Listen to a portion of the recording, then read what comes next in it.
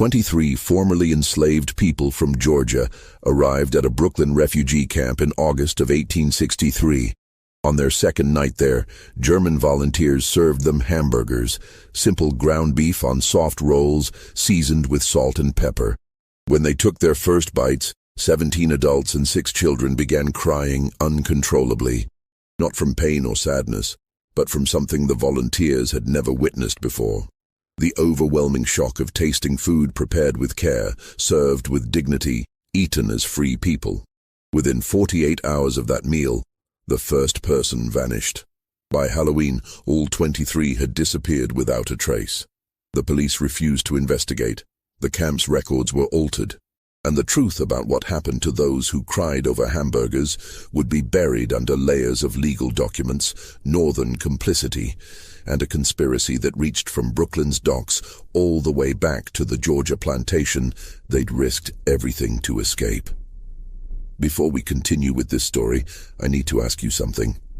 If you're drawn to the buried truths of American history, the stories that textbooks ignore, then subscribe to this channel and hit that notification bell. And I'm curious, where are you listening from right now? Drop your state or city in the comments.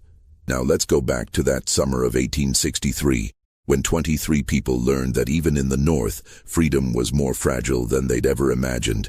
The summer of 1863 had turned New York into a cauldron. The draft riots in July had left parts of Manhattan burned and dozens of black New Yorkers murdered by mobs angry about conscription laws. Federal troops restored order, but hatred simmered beneath the surface. Across the East River, Brooklyn remained quieter, though tensions ran through every neighborhood like electrical currents seeking ground. On Wallabout Bay's eastern shore, where Revolutionary War prisoners once died by the thousands aboard British prison ships, the Brooklyn Abolition Society maintained a refugee camp in an abandoned rope factory. Harold Grayson, a wealthy shipping merchant who'd lost his son at Antietam, funded the operation.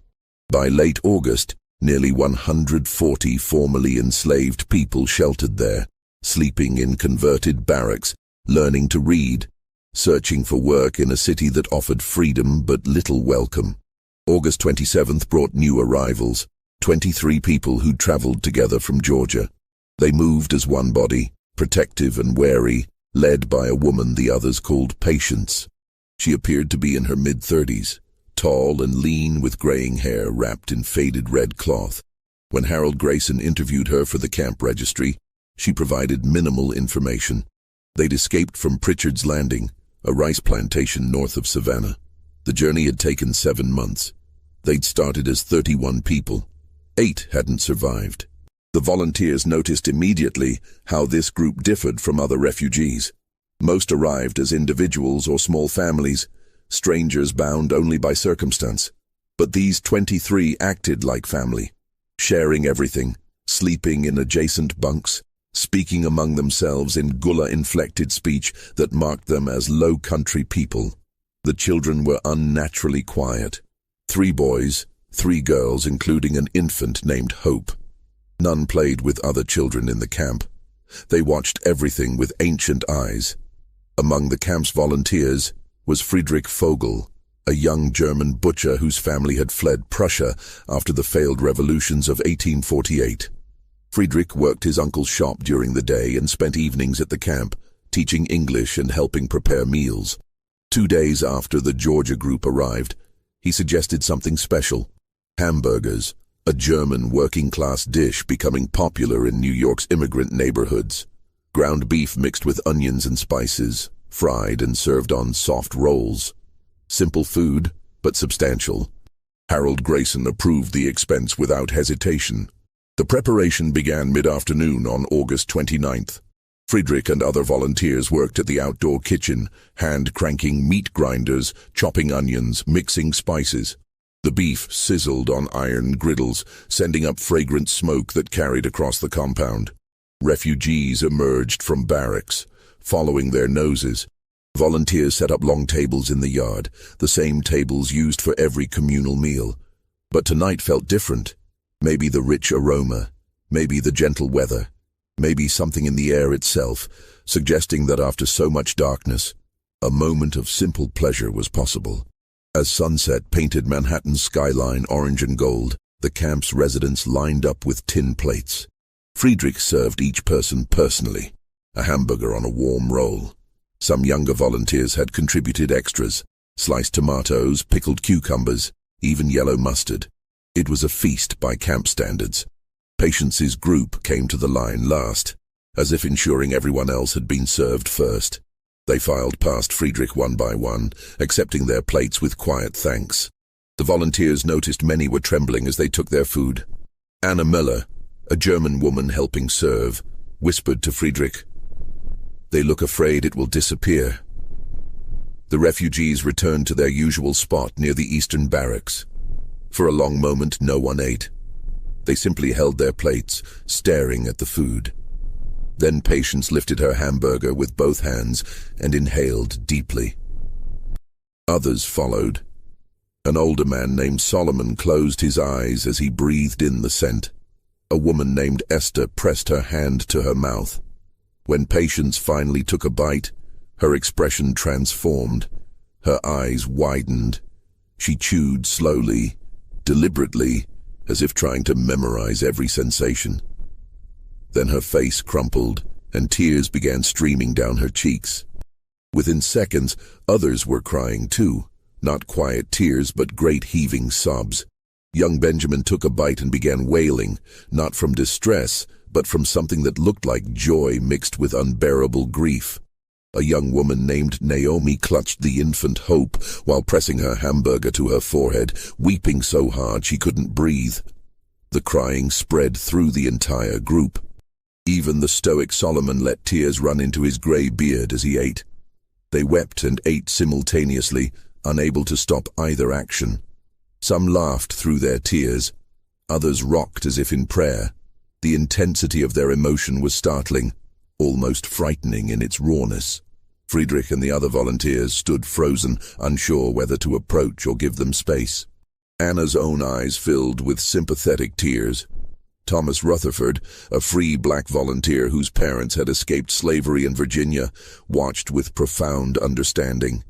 He knew what this moment represented, not just food, but recognition of their humanity. The simple dignity of a warm meal, properly seasoned, served with kindness. After several minutes, the crying gradually subsided.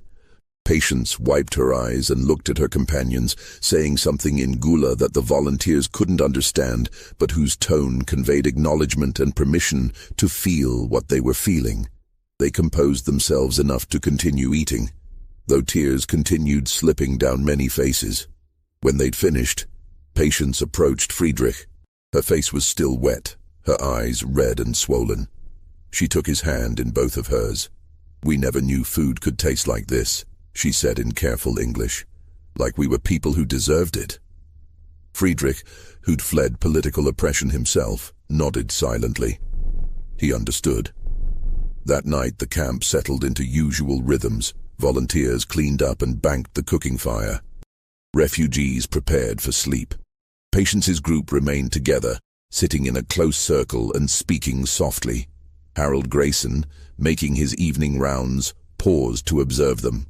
He later wrote in the camp log, "The Georgia arrivals showed remarkable emotion this evening. They seemed close-knit and protective of one another." What Grayson didn't note, what perhaps he didn't see, was the man watching from shadows beyond the lamplight. A white man in a dark coat, standing motionless near the tree line. He'd been there for over an hour, watching the meal service, watching Patience's group especially. When the lamps finally dimmed, he turned and walked toward the road leading to the ferry docks. If anyone had followed him, they would have seen him meet two other men near the waterfront. The three spoke briefly, then separated into the night. 41 hours later, 7-year-old Ruth disappeared. August 31st dawned humid and heavy. Ruth had been assigned to help with laundry, a pleasant task involving hanging wet clothes on lines between posts. Anna Müller supervised, teaching the children simple songs while they worked. Ruth was quiet but attentive, carefully pinning each garment. Around mid-morning, Anna stepped away briefly to fetch more clothespins. When she returned less than 3 minutes later, Ruth was gone. The laundry area was open on all sides, visible from multiple points. Anna called Ruth's name, thinking the girl had wandered toward the outhouse. But Ruth didn't appear. Anna checked obvious places, then began asking other refugees. No one had seen her. The girl had vanished in broad daylight from the center of a populated camp. By noon, Harold Grayson organized a systematic search. They combed through barracks, checked the rocky shoreline, searched nearby woods and marsh. They called Ruth's name until voices grew hoarse. Nothing. The girl had evaporated like morning mist. Patients, when informed, went very still. Her face became a mask, revealing nothing. She asked a single question. Did anyone see a man? A white man watching? Grayson assured her that volunteers maintained constant presence, that no unauthorized persons entered the camp. Patients nodded slowly, but said nothing more. She returned to her group and spoke in urgent, hushed Gula. The others' reactions mirrored hers, a terrible stillness, as if they'd been expecting this. Friedrich went to the local police precinct to report the missing child. He returned 2 hours later, face flushed with anger and humiliation. The desk sergeant had barely looked up. Negro girl from the contraband camp? Probably ran off, they do that. When Friedrich insisted that a 7-year-old wouldn't simply run away, the sergeant shrugged. We don't have men to waste searching for runaways. He refused to file a report. The camp remained on high alert for 3 days, with volunteers taking turns watching through the night. But life couldn't simply stop. Gradually, the heightened vigilance relaxed. Ruth's absence became a painful mystery, mourned but unexplained. Patience's group, however, never relaxed. They moved in tight clusters now, never allowing anyone to be alone. The men took turns staying awake through the night like sentinels. When volunteers asked about this, Patience offered vague explanations about feeling unsafe. Thomas Rutherford understood what she wasn't saying directly. Slave catchers, bounty hunters, kidnappers who made sport of capturing escaped slaves even in northern cities.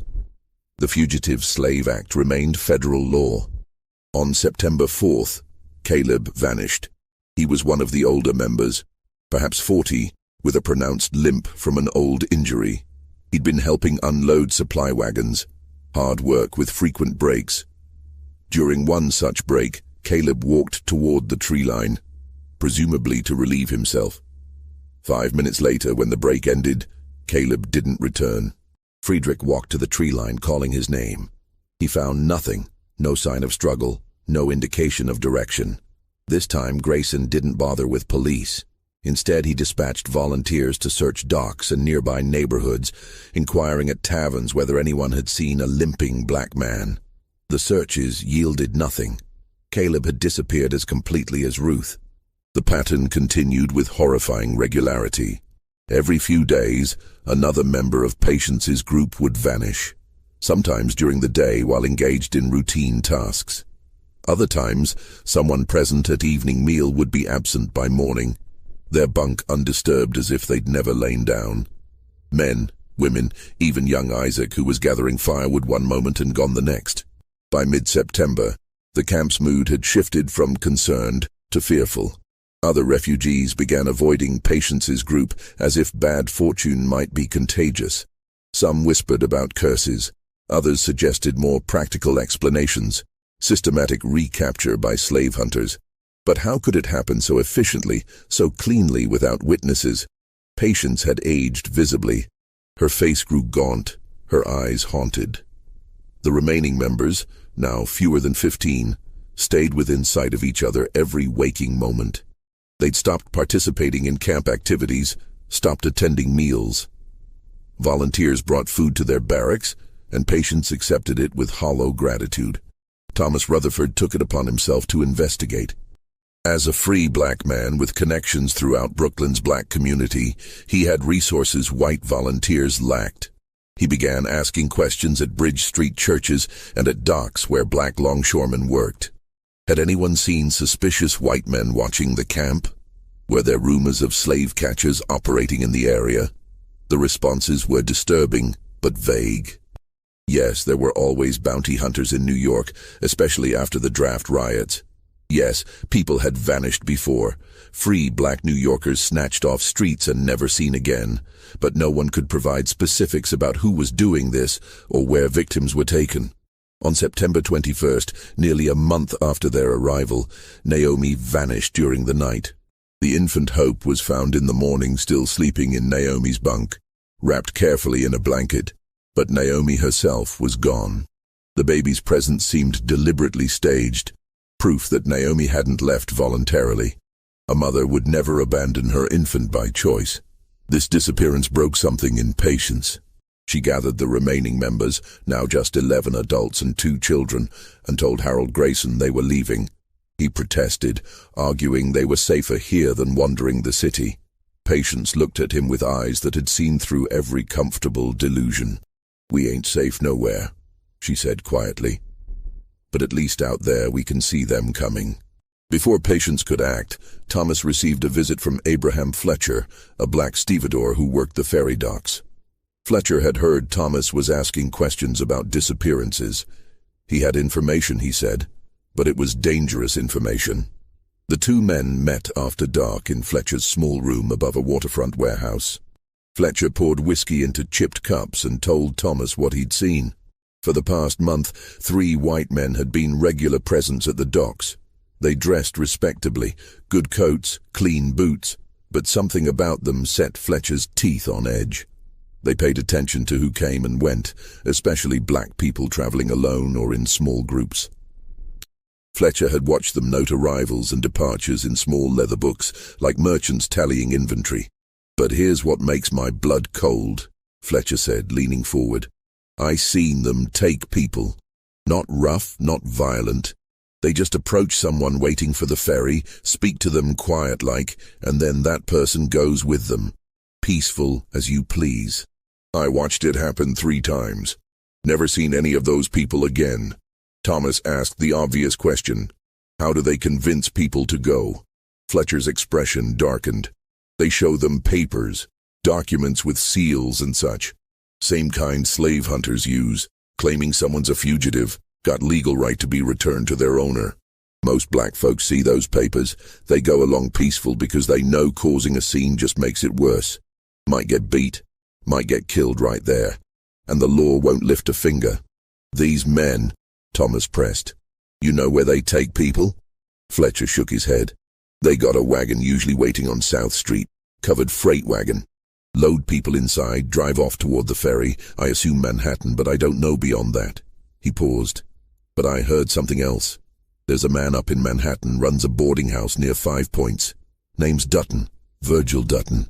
Word is he's got connections down south, helps facilitate returns for bounty hunters, provides temporary holding before they ship people back to their owners." Thomas thanked Fletcher and left, mind racing. He went immediately to Harold Grayson's house and shared what he'd learned. Grayson listened with growing horror, then made a decision. He would go to federal authorities himself, not local police, but the military. The army still maintained order in New York after the riots, and Grayson had connections. If these men were operating a kidnapping ring under cover of the Fugitive Slave Act, federal authorities needed to be involved.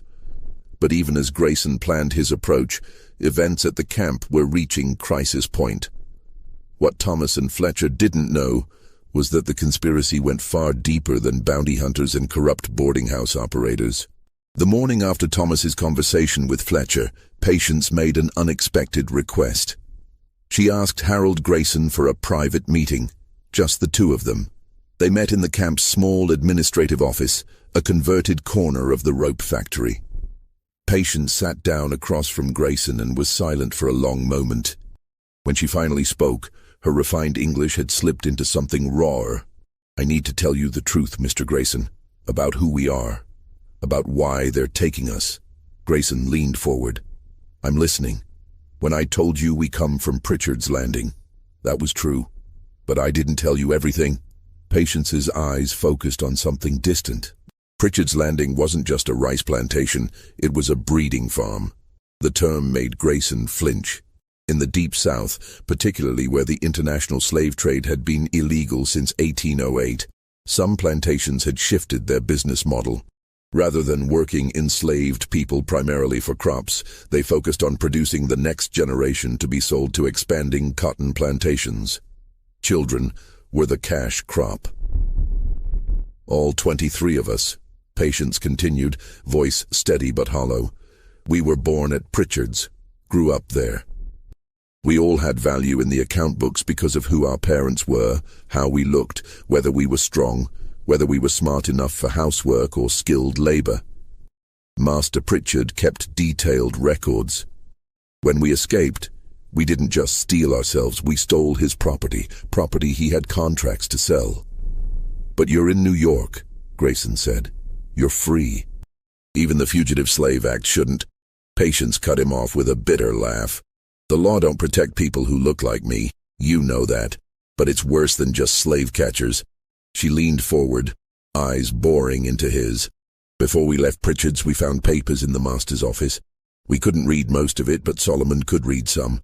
Enough to understand. Pritchard had agreements with men up north. Businessmen, investors. They provided capital for his breeding operation, and in return, they got a percentage when the stock was sold. The implications made Grayson's stomach turn. You're saying northern businessmen were invested in slavery? Invested in us specifically, by name, by age, by value. Those papers had names on them. New York names. Boston names. She hesitated, fear cracking through her composure. One was from Brooklyn. We couldn't read the full name clearly. Solomon said the first part looked like Gray or Grav something. We thought maybe it was a mistake. But then we got here to your camp and you were so kind, and we wanted to believe. She shook her head. But then Ruth vanished, and Caleb and all the others. And I started thinking, what if it wasn't an accident that we ended up here? What if someone guided us here, made sure we came to this specific camp? That's absurd, Grayson said, but his voice lacked conviction. His mind raced through the timeline. He'd established the camp in June. Patience's group had escaped in January and arrived in August. 7 months on the road, and somehow they'd ended up at Wallabout Bay rather than any of the dozen other refugee facilities in the area. He'd always assumed random chance. But what if... Who else knew about these papers? He asked. Who else at Pritchard's might have known? Master's overseer, Samuel Cogburn. He handled the business side, contracts and sales. And if he knew, then anyone he worked with would know too. Patience's hands tightened in her lap. Mr. Grayson, I'm not saying you're involved. I don't believe you are. But somebody connected to this camp is. Somebody's been telling those men when we're alone, what work we're assigned to, where we'll be vulnerable. How else could they take us so clean one by one without anyone seeing? Grayson wanted to reject her theory entirely, but he couldn't. The disappearances had been too efficient, too targeted. And there was another disturbing detail. Of all the refugees who'd passed through the camp that summer, only Patience's group had experienced these vanishings. Other people came and went freely. It was only the 23 from Pritchard's Landing who were being systematically erased. If what you're saying is true, Grayson said slowly, then someone would need access to camp records, to know who's here and when they arrived. They'd need freedom to move in and out without attracting attention. He paused. That describes every volunteer. Or it describes you, Patience said bluntly. Which is why I'm taking a risk telling you this. But I'm out of choices. In 3, maybe 4 days, there won't be enough of us left to tell the story. So I'm betting my life, all our lives, that you're who you pretend to be. Before Grayson could respond, a knock sounded. Friedrich entered, looking agitated. Mr. Grayson, there's a man here to see you. Says he's from the Freedmen's Bureau. Needs to speak about camp registration requirements. Grayson and Patience exchanged a loaded glance. The Freedmen's Bureau wouldn't exist until after the war's end. Whoever this man was, he wasn't a federal official. Tell him I'll be out shortly, Grayson said. Friedrich nodded and left. Patience stood. That's one of them. I'd bet everything I own. She moved toward the door, then paused. Mr. Grayson, if you are the man I hope you are, then you need to act now. Because tonight, they're going to try to take the rest of us. I can feel it. After Patience left, Grayson sat alone trying to organize his thoughts. Could there be truth in her accusations? He mentally reviewed his business dealings, his associates, his investments. He'd made his fortune in shipping, legitimate shipping of goods, not human beings. But he knew many of his fellow merchants had less scrupulous backgrounds. The connections between northern capital and southern slavery ran deep and dark. But actual investment in a breeding farm, that went beyond complicity into active participation. Could someone in Brooklyn really be involved? And if so, how had they learned that Pritchard's property had escaped north? Unless the person had been at Pritchard's landing themselves or had direct contact with Cogburn the overseer. Unless the entire refugee camp had been established not as charity, but as trap, a comfortable cage designed to lure escaped slaves into false security before sending them back south. No, that was paranoia. He'd established this camp to help people, and it had helped hundreds, but that didn't mean it couldn't also serve a darker purpose for someone else. A wolf could hide among shepherds. He walked out to meet the mysterious visitor, already formulating a plan. He would listen to what this bureau official wanted, play along, give no indication he suspected anything. Meanwhile, he would send Thomas to find real federal authorities, military commanders who could intervene with force if necessary. The man waiting in the yard was unremarkable. Mid-40s, thinning brown hair, dark suit that had seen better days. He introduced himself as Charles Wexler, assistant to the regional coordinator for refugee affairs. His credentials looked legitimate, official documents with stamps and signatures. But Grayson had enough experience with fraud to recognize skilled forgery. Wexler explained that he needed to conduct a census of all camp residents, verifying names and previous residences to ensure no one was claiming free status fraudulently. Routine matter, he said, required by new federal regulations. He'd need access to the camp registry and opportunity to interview residents individually. Grayson agreed to everything, maintaining pleasant cooperation while his mind worked through implications. This was it, the mechanism by which they'd been identifying and targeting Patience's group. As Wexler settled into the office to begin his census, Grayson quietly pulled Thomas aside and gave urgent instructions. Go to Manhattan immediately. Find the federal marshal or provost marshal, someone with actual authority and troops. Bring them back to Wallabout Bay tonight. Don't trust local police. Tell them there's a kidnapping operation in progress and lives are at stake. Thomas left immediately, catching the next ferry. But even as he departed, the situation was deteriorating in ways no one had anticipated. Because Charles Wexler hadn't come alone. While Wexler distracted Grayson and the volunteers with paperwork, 2 other men had quietly positioned themselves near the camp's perimeter. They weren't hiding exactly, just staying out of direct line of sight, waiting for their opportunity. That opportunity came at twilight during evening meal, when attention was focused on food and conversation. One of the men approached the barracks where Patience's remaining group had isolated themselves. He knocked politely on the doorframe and called out in a friendly voice, "Got a letter here for someone named Patience Crane. Come from Georgia. Says it's urgent family business." Inside the barracks, the remaining 11 adults and 2 children froze. A letter from Georgia could only mean one thing. Someone from Pritchard's Landing had found them, but it could also be a trap. Patience looked at Solomon, positioned nearest the door. The old man's eyes were hard as stone. "Don't do it," he whispered. "Ain't no letter." But then the man's voice came again with an edge. "Also got a message about a girl named Ruth. Says she's alive and waiting. Says she wants her people to come get her." That changed everything. Ruth, who'd vanished a month ago, if there was even a chance she was alive, they couldn't ignore it. Patience moved toward the door, but Solomon grabbed her arm. "It's a lie. Has to be." "Maybe," Patience said quietly. "But if there's any chance..." She pulled free and approached the door. Through the gap between boards, she could see the man's silhouette holding what looked like an envelope. She opened the door just enough to speak through the gap. "Show me the letter." The man stepped closer, and in the last rays of sunlight, Patience got a clear look at his face. It was a face she recognized, not from the camp, but from farther back. From Georgia. From Pritchard's Landing itself. This man had been there, had stood in the yard during inspections, had watched them with evaluating eyes as if calculating their worth. "You," Patience breathed and tried to slam the door. But the man was faster. He wedged his boot in the gap and threw his weight against the door. Patience and Solomon pushed back, but they were weakened by weeks of stress and fear. The door flew open, knocking them backward. The man didn't enter immediately. Instead, he stepped aside, and two more figures appeared. One was Charles Wexler. The other was someone Patience had never seen. A tall man with silver-grey hair and the bearing of authority.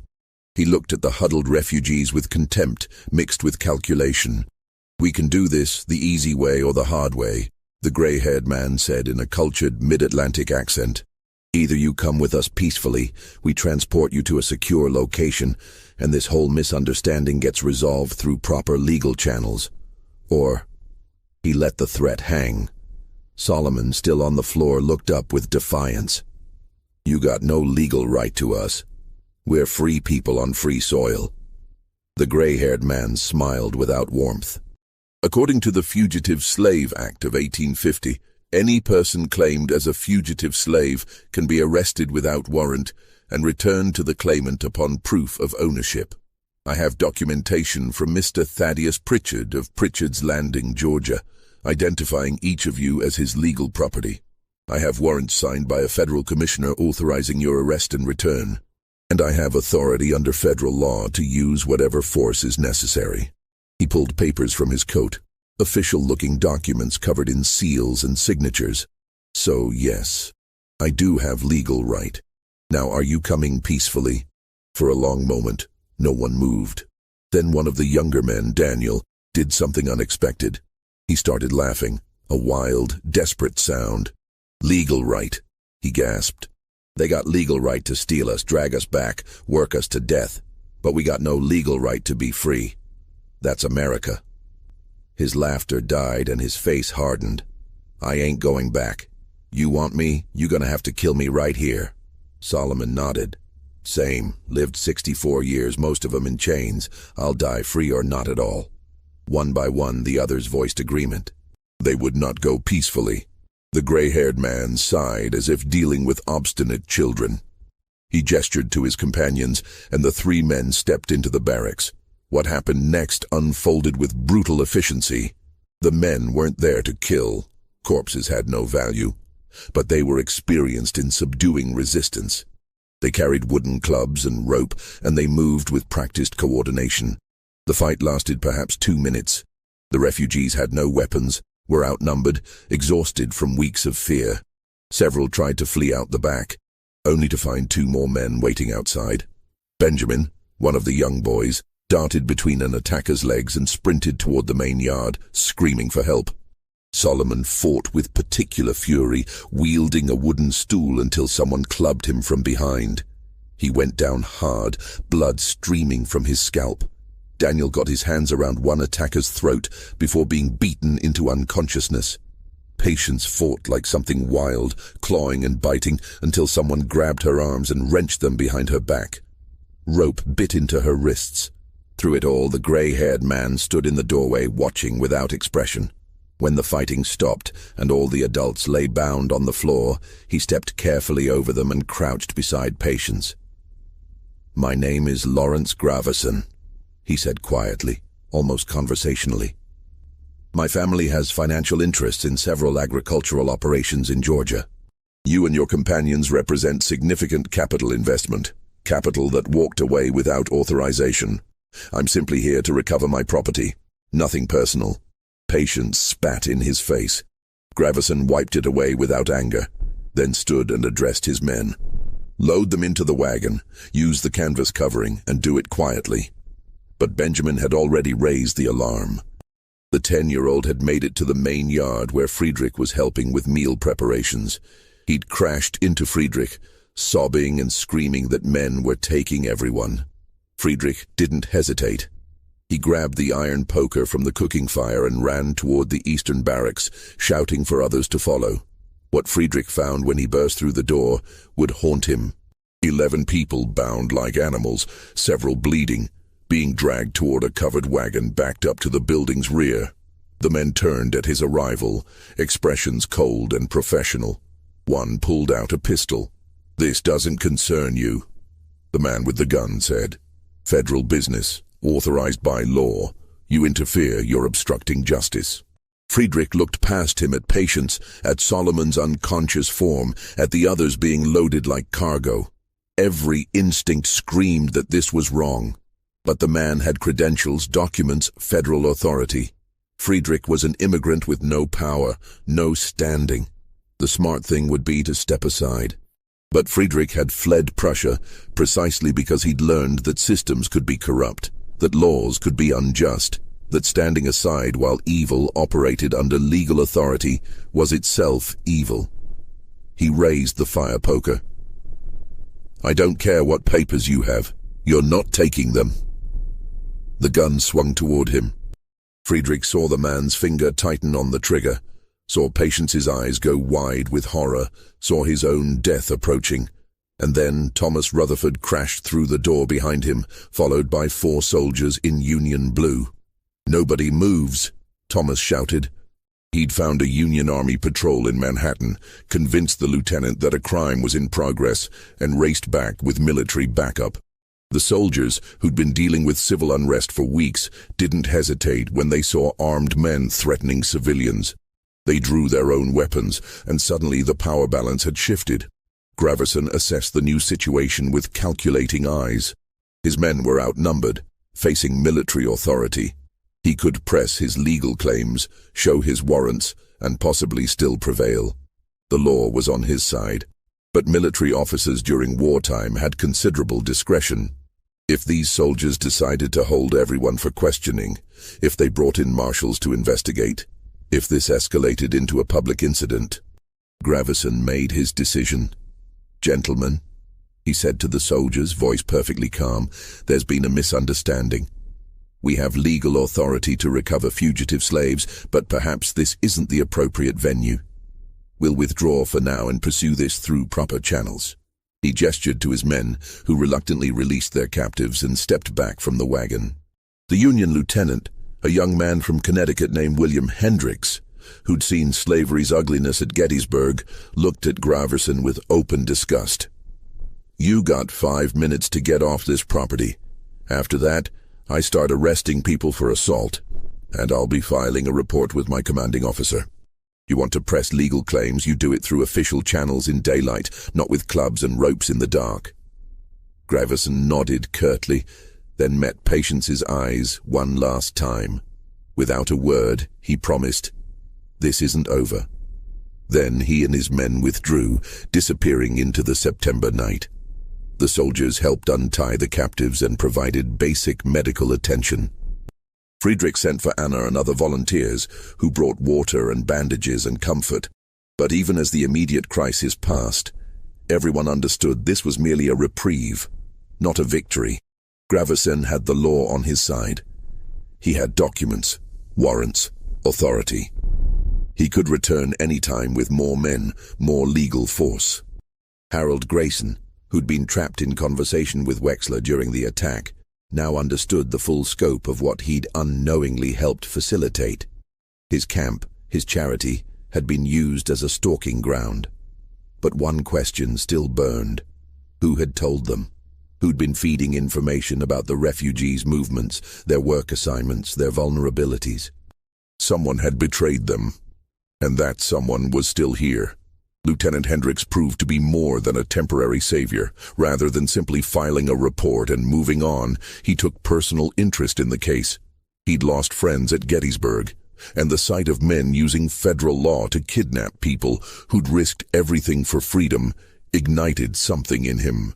He spent the following day interviewing everyone at the camp, taking detailed statements, examining what he could learn about Graverson and his operation. The problem, Hendricks explained to Grayson, Patience, and Thomas during an afternoon meeting, is that the law doesn't care whether slavery is morally wrong. The Fugitive Slave Act says someone who escapes slavery can be returned to their owner if that owner can prove their claim. These documents, if genuine, do exactly that. But we're in New York, Friedrich protested. Slavery is illegal here. In New York, yes, but not under federal law. The act supersedes state law, one of the compromises that held the Union together before the war. The North agreed to return escaped slaves to the South. Horrible, unjust, but legal. He paused. However, there are procedures. Warrants must be properly issued. Identifications must be verified. And force cannot be used without proper authorization and oversight. What happened last night was legally questionable at best. Patience asked quietly, "Can you protect us?" Hendricks hesitated. "I can station guards here temporarily, but I can't provide indefinite protection. My unit will be reassigned soon. And, truthfully, if Graverson returns with proper federal marshals and correctly issued warrants, I won't be able to stop him legally. The best I can do is ensure due process is followed, that you have opportunity to contest the claims in court." "Contest them how?" Solomon asked, his head bandaged from the previous night's blow. "We got no money for lawyers. We got no papers proving we were born free. All we got is our word against documents that say we're property." Hendricks had no answer to that. The law was clear and it was terrible. But while Hendricks couldn't provide lasting legal protection, he could investigate.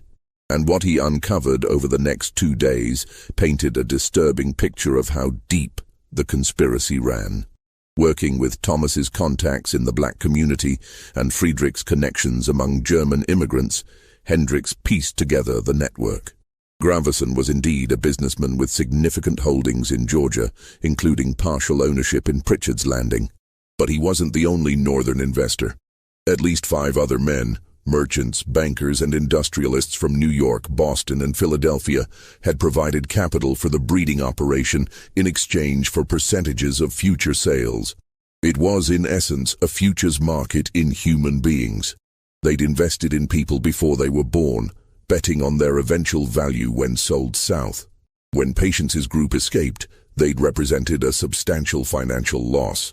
But more than that, they'd represented risk. If they talked about the northern investment, if they revealed names and amounts, it could destroy reputations and potentially lead to criminal charges. Even in 1863, even with the Fugitive Slave Act providing legal cover, there were lines of complicity that northern society found difficult to stomach publicly. So Graverson had mounted a recovery operation, but also a silencing operation. The people who'd been taken from the camp hadn't all been returned to Pritchard's Landing. Some had simply disappeared. Hendricks discovered through his investigation that at least 3 of the missing refugees had been seen briefly at Dutton's boarding house in 5 Points, and then never seen again. Dutton, when questioned by military authorities, claimed they'd been picked up by their legal owners and transported south. But he had no documentation, no records, no proof. What Hendricks suspected but couldn't prove was darker. Some of the refugees had been killed, murdered quietly, bodies disposed of in the East River or buried in unmarked graves. Because dead people couldn't testify, dead people couldn't name names or describe the northern businessmen who'd profited from their enslavement. But the question that haunted everyone was, how had Graverson known exactly when Patience's group would arrive at Wallabout Bay? How had he known their work assignments, their movements, their vulnerabilities? There had to be an informant inside the camp, someone who'd been feeding information from the beginning. Grayson conducted his own quiet investigation among the volunteers. He interviewed each one separately, asking about their backgrounds, their connections, their activities over the past months. Most were exactly what they appeared to be, good-hearted people trying to help. But one volunteer's story didn't quite add up. Sean O'Brien, an Irish immigrant who'd been volunteering since the camp opened in June, had told everyone he was a dock worker from Red Hook who supported the Union cause. But when Grayson made discreet inquiries, no one at the Red Hook docks knew anyone by that name. The address O'Brien had provided didn't exist, and when Grayson reviewed the camp's records, he noticed something disturbing. O'Brien always seemed to volunteer for tasks that put him in close contact with new arrivals. Always asked detailed questions about where people had come from and where they were going. Grayson shared his suspicions with Hendricks, who arranged for military police to quietly apprehend O'Brien for questioning. What they discovered confirmed their worst fears. Sean O'Brien wasn't his real name. It was Sean Tolliver, and he worked for a private investigation firm that specialized in locating fugitive slaves and runaway debtors. He'd been placed at the camp specifically to identify valuable fugitives who might pass through.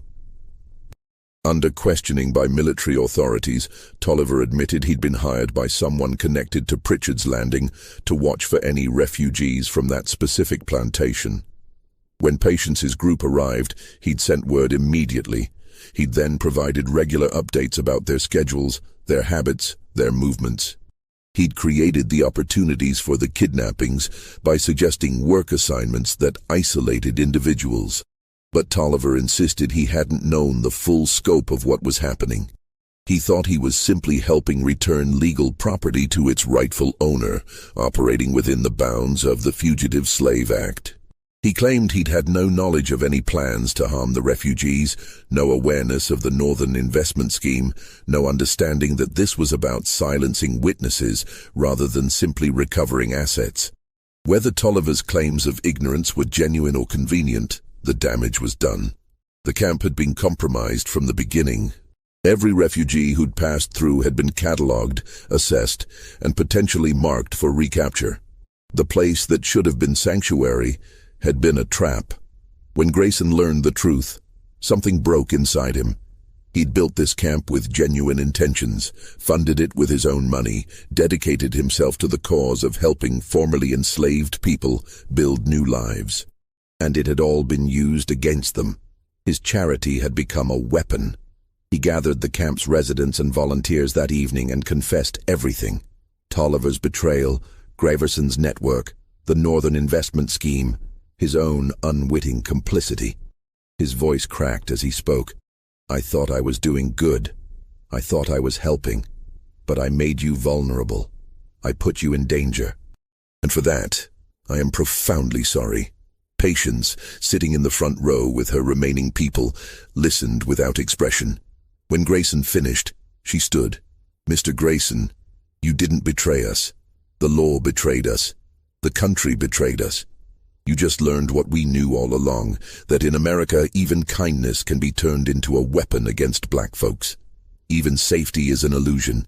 She looked around at the assembled refugees and volunteers. We appreciated that hamburger. We appreciated the tears we cried when we tasted it. Because for one moment, just one moment, we felt like people deserved to be treated with dignity. And nobody can take that moment away from us. Not Graverson, not the law, not the whole damn country. Her words hung in the air, a mixture of grief and defiance that captured something essential about survival under impossible conditions. You took the moments of grace when you could find them, knowing they might be fleeting, knowing the horror might return. But you took them anyway, because the alternative was to surrender entirely. Lieutenant Hendricks gave Grayson and the camp residents 48 hours to make decisions. Graverson would almost certainly return with proper federal marshals and airtight documentation. When that happened, Hendricks would have no legal grounds to intervene. Patience's remaining group, now down to 9 adults and 2 children after all the disappearances, needed to move, and they needed to move fast. But where could they go? Canada was the obvious answer, across the border into a nation that had abolished slavery and didn't recognize the Fugitive Slave Act. But that meant a journey of hundreds of miles through hostile territory, with limited resources and federal law actively working against them. Other northern cities offered no more protection than New York. Even in Massachusetts, even in Boston, slave catchers operated with legal impunity. Thomas Rutherford proposed an alternative. He had contacts in the abolitionist community who operated a network of safe houses, the Underground Railroad's northern terminus, designed not just to help people escape the South, but to help them disappear once they reached the North. New identities, forged documents, placement with families and communities who would protect their secrets. It was risky, illegal, and far from perfect. But it was a chance. Grayson committed his remaining resources to the effort. He would personally fund the journey, provide whatever money, supplies, and connections he could access. It was the least he could do after his camp had been used as a trap. He liquidated assets, called in favors, and within 24 hours had assembled enough resources to give Plantations' group a fighting chance. But there was a complication.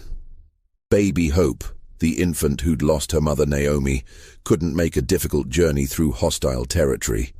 She needed stability, safety, consistent care, and she needed it in a way that wouldn't mark her as a fugitive. After much painful discussion, Plantations made a decision that tore at her heart. Hope would be placed with a free black family in Brooklyn, people with legal standing who could raise her as their own daughter. It was the only way to give the child a chance at a normal life. The parting between Plantations and Hope was nearly unbearable to witness. Plantations had carried this child across 7 states, had protected her when her mother vanished, had promised to keep her safe. Now she was handing her to strangers. But as Plantations pressed her forehead against Hope's tiny head, she whispered, "You gonna grow up free? You gonna grow up safe? You gonna grow up knowing you're a person who deserves good things?" That's all we ever wanted. That's all any of us ever wanted. On October 1st, as autumn began settling over New York, Plantations' remaining group prepared to leave Wallabout Bay. They would travel at night, moving through the Underground Railroad network, heading ultimately toward Canada. It would take weeks, maybe months. Some of them might not make it, but staying meant certain capture and return to Georgia, or worse. Harold Grayson personally saw them off, shaking hands with each person, offering quiet words of encouragement and apology. When he reached Plantations, he tried to speak but found himself unable to form words. She clasped his hand in both of hers. "You tried," she said simply. "That counts for something." They left just after midnight on October 2nd, disappearing into the darkness like ghosts.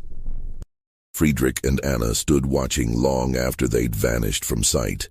Thomas Rutherford had gone with them. He'd decided that helping them reach safety was more important than his own comfort in Brooklyn. His knowledge of the roots and his connections in the black community might make the difference between survival and capture. The camp at Wallabout Bay continued operating for another 3 months before Grayson finally closed it down. The revelation of Tolliver's betrayal had destroyed confidence in the facility. Other refugee camps in the city began receiving the formerly enslaved people who needed shelter. Grayson himself became more actively involved in abolitionist circles, using his wealth and connections to support more covert operations, the kind that didn't announce themselves or keep detailed records that could be exploited. Lawrence Graverson made one more attempt to recover his property. He returned to Wallabout Bay with federal marshals and proper documentation on October 5th, 3 days after Plantations' group had fled.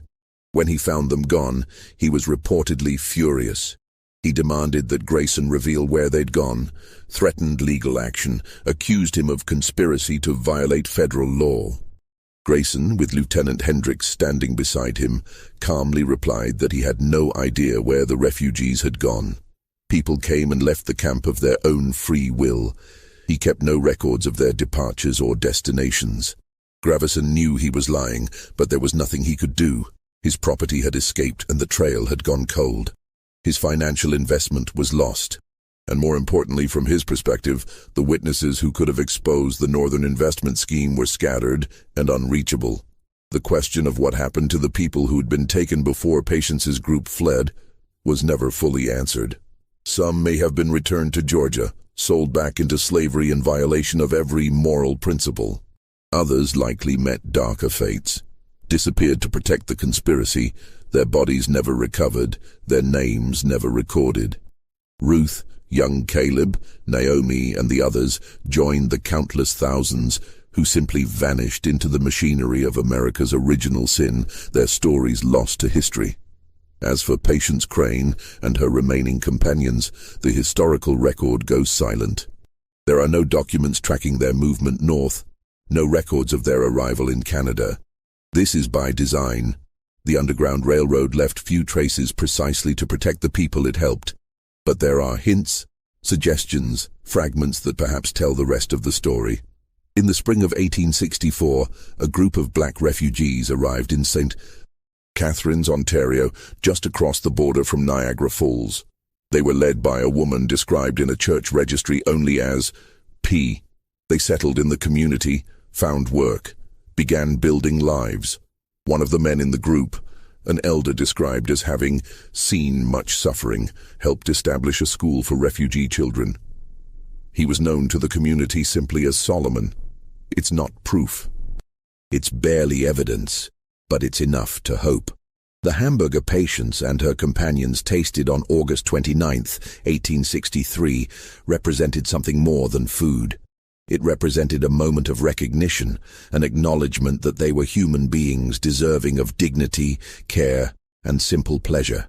The tears they cried were not just gratitude, but grief for all the years when such recognition had been denied. They were tears for every meal they'd eaten from troughs like animals, for every scrap they'd fought over, for every empty belly that had defined their existence under slavery. That moment of joy made what came after even more devastating, because it revealed the cruelty at the heart of the system they'd tried to escape, that even in freedom, even in the North, even surrounded by people who claimed to oppose slavery, they were still seen primarily as property to be recovered or threats to be eliminated. The Fugitive Slave Act remained federal law until 1864, when it was finally repealed by Congress. But the attitudes that enabled it, the willingness to treat human beings as commodities, the prioritization of property rights over human rights, the complicity of northern institutions in southern slavery, those attitudes persisted long after the law itself was gone. They persist in different forms to this day. Harold Grayson never fully recovered from the revelation of how his charity had been exploited. He spent the rest of his life supporting abolitionist causes, but always with the haunted awareness that good intentions weren't enough, that systems of oppression could co-opt even genuine kindness. He died in 1871, his fortune largely spent on causes he hoped might redeem his unwitting complicity. Friedrich Vogel returned to Germany in 1867, carrying with him the memory of that August evening when simple food had provoked such profound emotion. He never forgot the lesson that what we take for granted, seasoned meat, soft bread, dignity in eating, can be revolutionary acts for those who've been systematically denied their humanity. The camp at Wallabout Bay was eventually torn down, replaced by industrial development as Brooklyn grew into a major city. No marker exists today to indicate that formerly enslaved people once sheltered there, that they cried with joy over hamburgers, that they fought desperately for freedom that should never have been denied them. The land has forgotten, if land can forget. But stories remember. Stories like this one, pieced together from fragments of records, from hints in diaries, from the silences in official histories where names should be but aren't. We tell these stories not because they have happy endings, most don't, but because they reveal truths about who we were and perhaps who we still are. Patience Crane and her companions wanted something impossibly simple. To eat good food, to live without fear, to be treated as people deserving of dignity and respect. That such basic desires required a 7-month journey through hell, required risking death, required running from legal authorities who saw them as property rather than people, that tells us everything we need to know about the nation they were trying to survive in. They cried when they tasted those hamburgers because for one moment the world treated them as if they mattered, as if their pleasure, their satisfaction, their simple joy was worth something. And in that moment, they were more free than they'd ever been, even knowing, perhaps especially knowing, that the freedom might not last. That's the real horror of this story. Not the violence, not the kidnappings, not even the betrayal. The real horror is that a moment of genuine human kindness, the act of serving someone a warm meal, could be so rare, so unexpected, so overwhelming that it provoked tears.